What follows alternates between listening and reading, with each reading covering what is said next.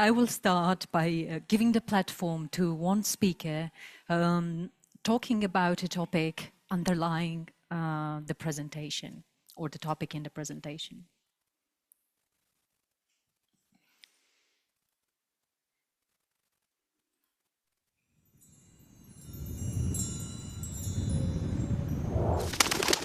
Can you please make it a bit louder?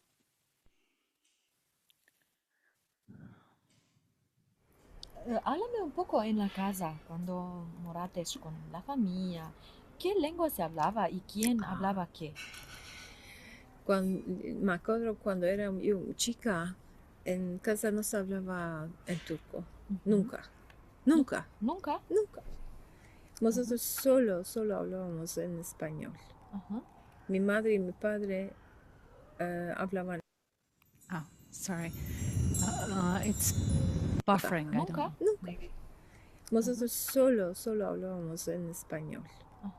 Mi madre y mi padre hablaban en español. Un poco en francés. Hablaban. No siempre. Cuando querían que no... cosa para guardar de nosotros, para que no querían que entendiéramos. Aquel tiempo, ellos hablaban en francés, pero en tiempo, muy corto tiempo, esta vez empezamos a entender bien en francés. Mas siempre se hablaba en ladino. Siempre. Y cuando uno quería, como en la escuela, ¿no? Supongo que muchas veces los niños vienen en casa, los chicos y chicas, y quieren hablar el turco, ¿no? ¿No había de esto? No había. Cuando morábamos en la Cula, no había. Después que trujimos la casa, allá era como un gueto, en la Cula era como un gueto, y en Xixte era como un gueto, un gueto más grande. Aquel tiempo empezamos a irnos a escuelas turcas y mucho empezamos a hablar en turco en casa. Y un poco que nos estábamos espantando de hablar el español en las calles. Sí. So I had to transition because Vicky started crying. She became very emotional and couldn't talk anymore. So we had to take 1 hour break before we could continue and transition to other topic that were less problematic. What we have here are two slogans. To the left, Vatandaş Türkçe konuş, citizens speak Turkish, one of the most effective campaigns, bottom-up, actually top-down, which were bottom-up implemented campaigns by Turkish citizens who took it in their hands to implement language assimilation and impose it on their fellow minority citizens. And here we have, I'm sorry, one cannot read, ya Türkçe konuş ya da sus, either speak Turkish or remain silent. So for those of you that don't know who are the Sephardim, they are the descendants of Iberian Jews who were expulsed from the Iberian Peninsula in 1942, in 1492 and 1497, who took different paths of migration in northern parts of Europe, Italy, and mostly in the Ottoman Empire. Today we are going to present examples from Turkey. Within the context of my PhD thesis, which was analyzing the interrelation between ideologies, attitudes, practices, and identification processes within the Turkish Sephardic community as a way to give back something to the community, as there were non-existing multimedia materials at that point when I started, I decided to choose and carry documentation work together with community assistants and select a representative selection from the materials that I was recording for the PhD. So we have a lot of materials about customs and traditions, about education in past and the present, language biographies, and many more, all of which are located annotated at the Vanishing Languages and Cultural Heritage Commission, Austrian Academy of Sciences, but also freely available on YouTube with speakers-specific agreement.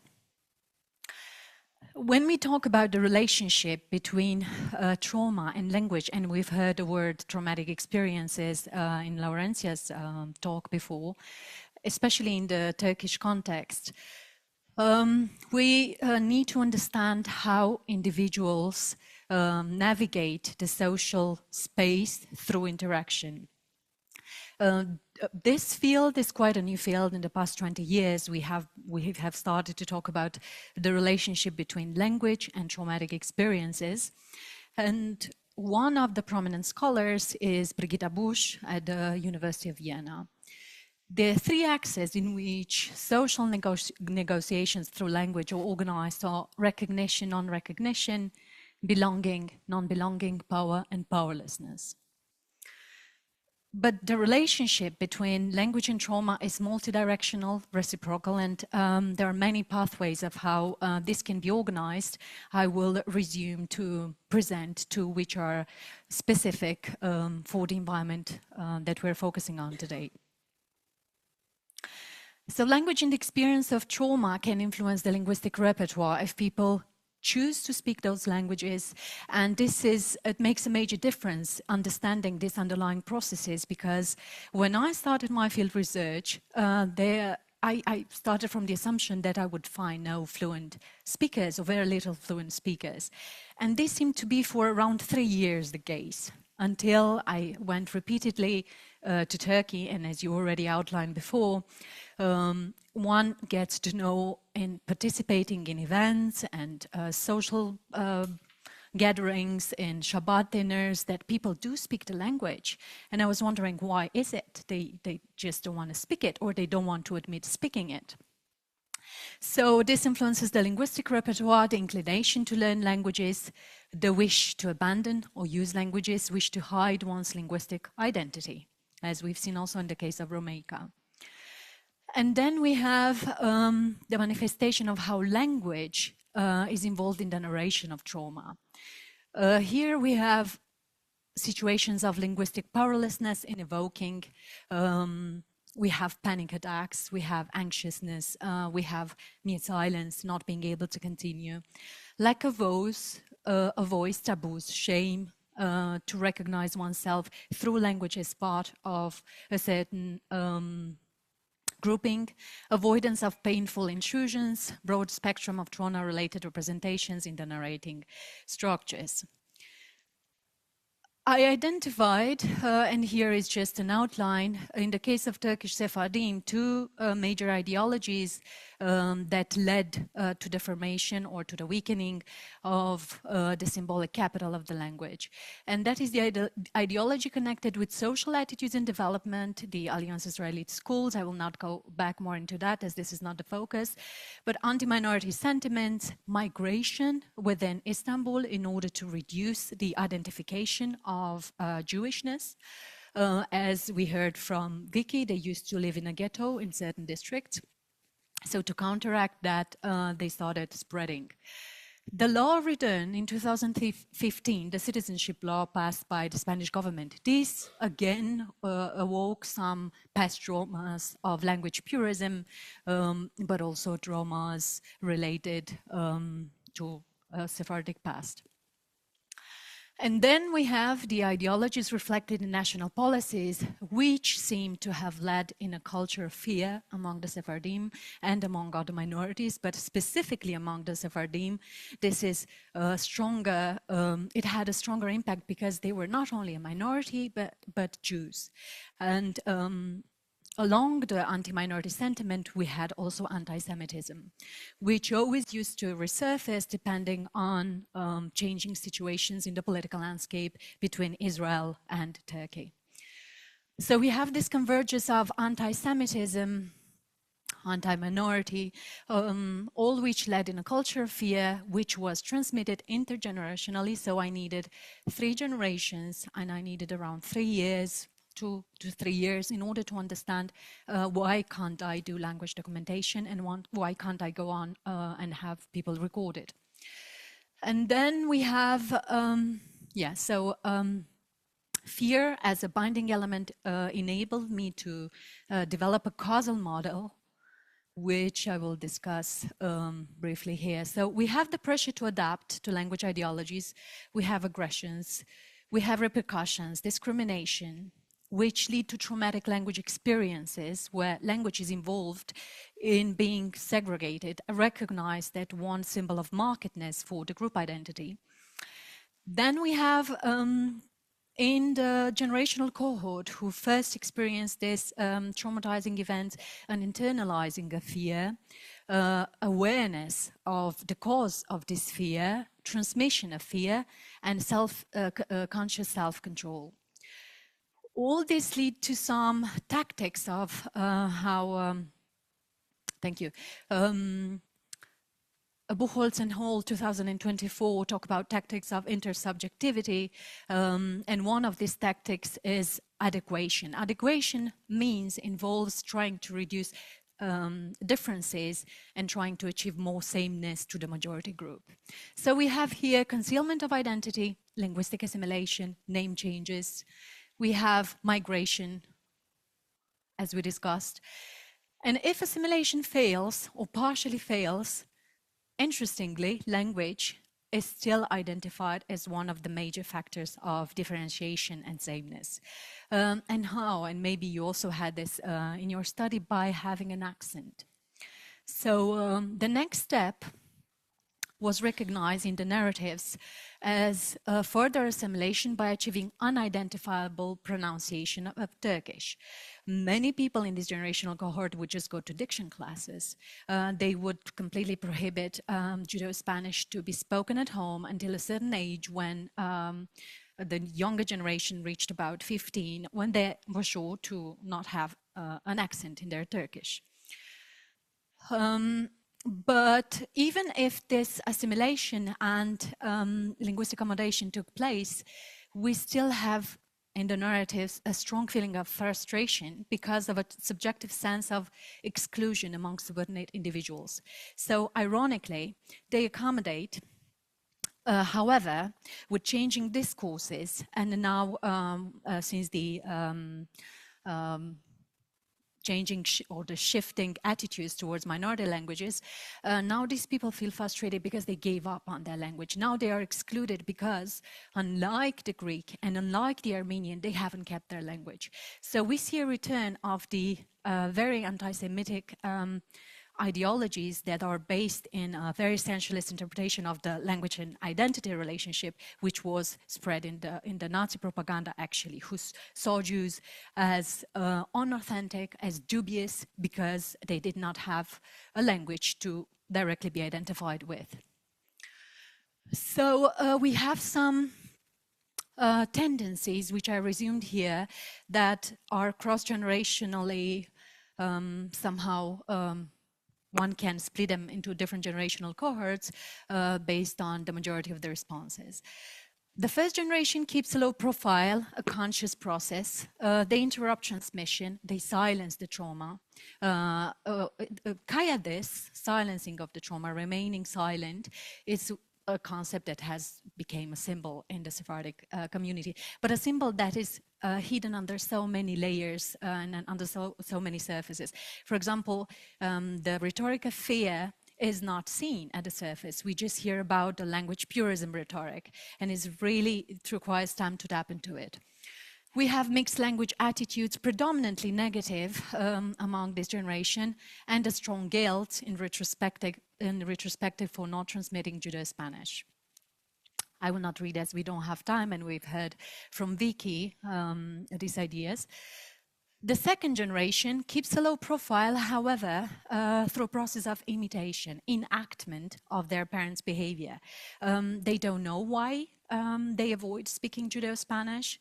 They don't know why they hide their ethnic identity, but they reproduce this behavior. And one of the symbolic narratives that catches this idea is one person from this generational cohort who said, My mother always used to tell me, Ijiko, did you take your umbrella? Did you take your clothes? Did you take your shoes? Whatever. And in the end, all this in Turkish, in the end, they would say in Spanish, Ijiko yüzüdeyete, which is also a Turkish loan word. That would mean that take care not to disclose your ethnic identity, or take care to pay attention to your language.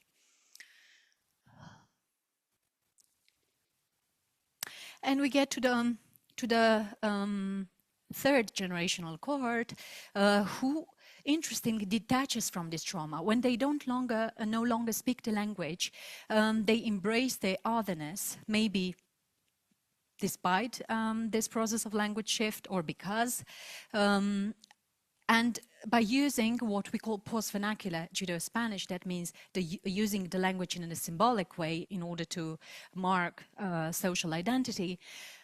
And although they accommodated their accent, they authentificate or sometimes even create a kind of accent in order to appear different with their friends. They substantiate their ethnic belonging through language, through the production of a different accent. So they authenticate through Judeo-Spanish. The non-transmission leads in a feeling of strong exclusion, positive language attitudes, and very fluid boundaries between Judeo-Spanish and Spanish. Many of the people in this generation take up Spanish courses, they go to Erasmus in Spain, they learn Spanish as a sense, and these boundaries are perceived to say, don't care. This helps us tap into our Judeo-Spanish, and many of them do. Thank you very much.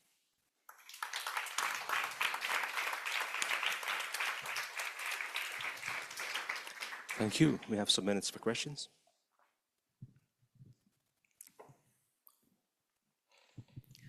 Thank you. This was extremely interesting, and many aspects of this talk spoke to me personally, both as a researcher of indigenous Amazonian peoples and also as a Catalan myself. My question is about this third cohort. Have you come across any initiatives for actively rebuilding, reclaiming the Sephardic identity beyond the language that you mentioned they're learning? Is there a movement of re-Sephardification in this generation? There is, and that is in the religious domain. We see before, among the first generational cohort, there used to be clubs, Jewish clubs, where people used to socialize, used to interact. They were segregated based on prestige and different groupings among the Sephardim. But now the young groups tend to do that through religious groups.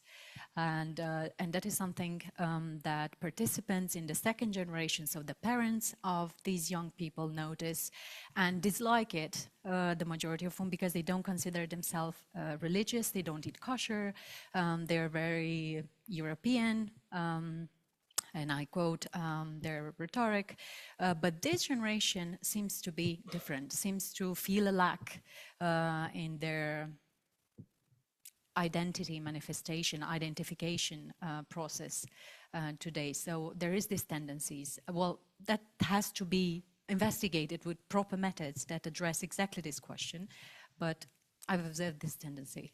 Thank you. And have you found any attitudes towards the previous generations from this generation of maybe resentment? In terms of language? Yes, there is a very strong sense of regret, and unfortunately I could not show the narratives of the different generations due to lack of time, and there were also translations because I was not explicitly allowed to give their names, so everything was anonymous. But they would often ask, why didn't you teach me the language? Why did you take this decision for me? And a lot of time, for example, a Shabbat dinner, which I experienced myself in 2 cases already, the third generation say, when the older generation recites something in Hebrew, say, please just stop, because you were not able to transmit to me some value, so don't ask for me to say this Hebrew that has no sense, and nobody understands, not even yourself. There's a lot of tension intergenerational, and it seems to be solved through Spanish, learning Spanish.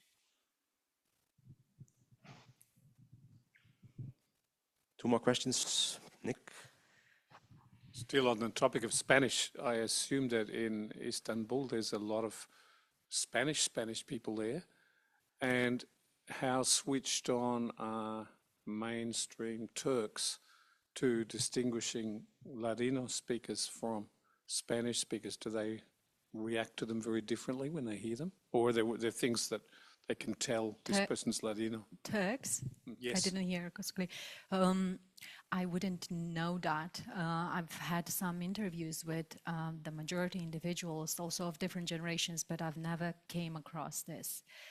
It is quite different. Even when they learn Peninsular Spanish, they still keep some Judeo-Spanish accent, even among the third generation. They are aware of the differences, and many, or the majority of which, they try to be more authentic by applying some phonological accommodation on the basis of their Peninsular Spanish to sound more Judeo-Spanish. But I wouldn't know, I cannot tell you. And I haven't seen that many, like it's not visible, at least among the Sephardim or in the circle I was, that they were aware of other Spanish speakers in Istanbul or in contact with. But there is Cervantes Institute, who is quite active in the community, especially since the citizenship law. Yeah.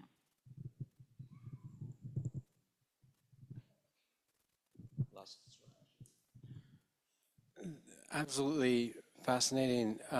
If I understood correctly, basically we have 3 generations to a loss of identity through the loss of language by a causation of trauma, of a choice to hide one's former identity or one's, yes, what becomes a former identity. And this is very interesting in terms of like the EGID scale, when parents don't transmit to children, right? And this is like a very great causation. So in a way though, it makes me reflective and think any of us moving into an endangered language, multilingual context, should we immediately assume that there's been a language trauma situation? No, I wouldn't assume that, because every context is very specific. But I think the Turkish context, and especially these campaigns, was so strong on minorities. Many of them tell stories of being attacked with knives and girls being raped and all this. So this was, and then on the top of that, they were deported to labor camps in 1942, for example. There was a wealth tax. There were continuous and overlapping layers of cumulative traumatic events that led to this strong response. But I wouldn't assume that. And I would like to mention, you said loss of identity. That's by no way the case. It is only on the surface an accommodation process in order to navigate efficiently the social space of the majority. But I didn't feel that there is a loss in identity. It's very strong. It's through cuisine, multilingualism. Many studies show or have shown that multilingualism is decreasing. My findings show it to the contrary. It's just a reorientation of the multilingual practices, but that is a constant in Sephardic identity, it seems, and very well entrenched in the Jewish history of multilingualism. And that it's only on the surface, so adequation is only as a response, but not an internalized need or subjective perception of inferiority. That's not the case among the Sephardim. I've met that, though, for example, in Kalmyk, in Western Mongolia, or in Russia, where people internalize these adequation processes. But here is just coping mechanism.